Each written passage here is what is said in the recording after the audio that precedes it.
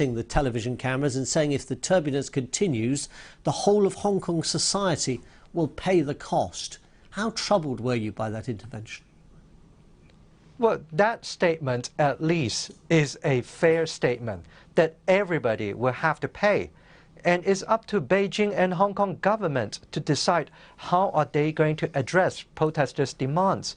I mean, we Hong Kong people, we are not asking for the moon here. We're simply asking this government to make it very clear that they are going to withdraw the controversial extradition bill, that they are going to initiate a independent commission of inquiry to look into the matter over the past 2 months.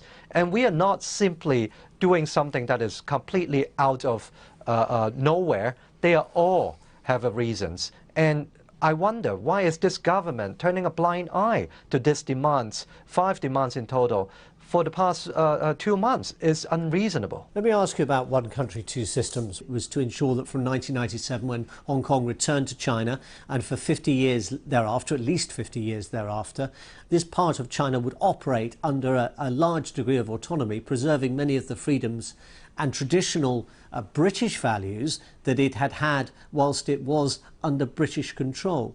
But your party's principal objectives, the Civic Party's principal objectives, include this reference. In our system, the rule of law protects individual rights and freedom by keeping public powers under check.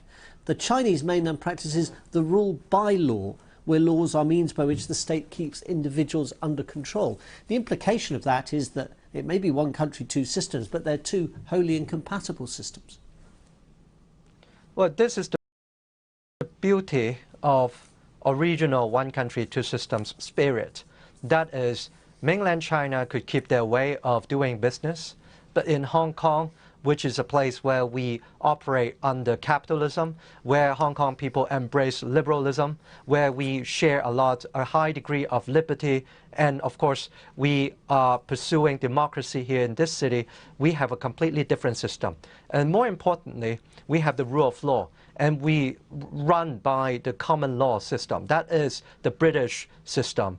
And so Hong Kong's system should be preserved for another 20-odd years till 2047, and we're doing everything we can to make sure that that could continue. I wonder though if a lot of people in Hong Kong will feel it's much of a system worth preserving if it can't keep order on the streets. Well, never forget what these people on the streets, mainly made up by young men and women, they are not asking for something that is completely from nowhere. These young people, of course, they are the future of this city. They are simply asking this government to be responsible. And again, more importantly, this extradition bill saga highlights the fact that this system, the current political system, cannot represent people's interests.